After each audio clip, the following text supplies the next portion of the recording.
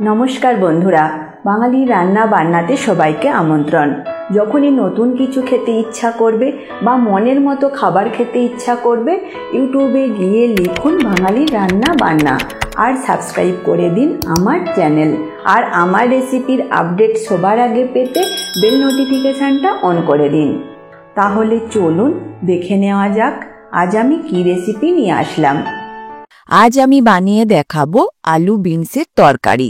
এটা আপনারা ভাত ও রুটির সাথে পরিবেশন করতে পারেন।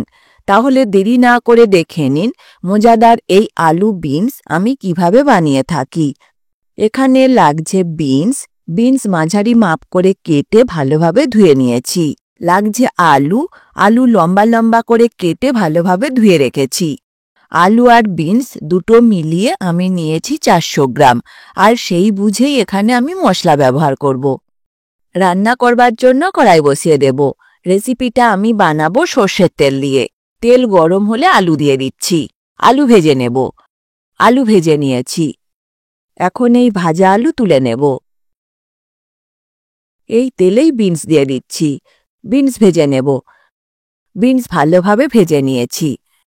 এখন এগুলো তুলে নেব। আবারও একটু তেল দিচ্ছি।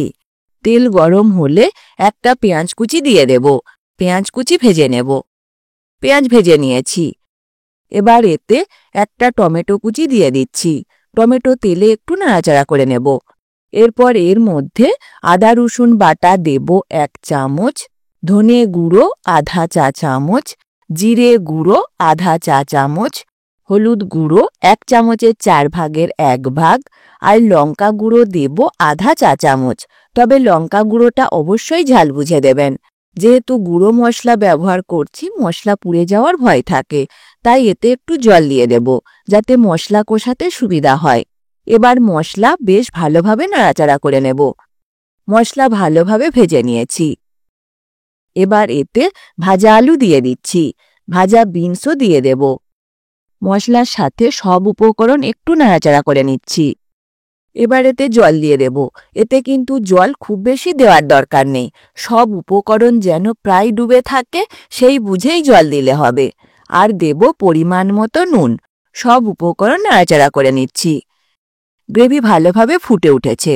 এখন এটা ঢাকা দিয়ে হতে দেব 5 মিনিট, তবে মাঝারি আঁচে। 5 মিনিট পর ফিরে আসলাম। এতে কিন্তু খুব বেশি গ্রেভি রাখবার দরকার নেই। দেখে নেব আলু ঠিকঠাক সেদ্ধ হয়েছে কিনা। এবার এতে ধনেপাতা কুচি দিয়ে দেব। সব উপকরণ নাড়াচাড়া করে নিচ্ছি। বানিয়ে নিলাম আলু বিনসের তরকারি। আর এই রেসিপি যদি আপনাদের ভালো লেগে থাকে অবশ্যই লাইক বা কমেন্ট করে জানাবেন। পারলে বন্ধুদের সাথে শেয়ার করে দিতে কিন্তু ভুলবেন না। আজ তবে এই পর্যন্ত থাক। আবার দেখা হবে নতুন এক রেসিপির সাথে। ভালো থাকবেন, সুস্থ থাকবেন। ধন্যবাদ।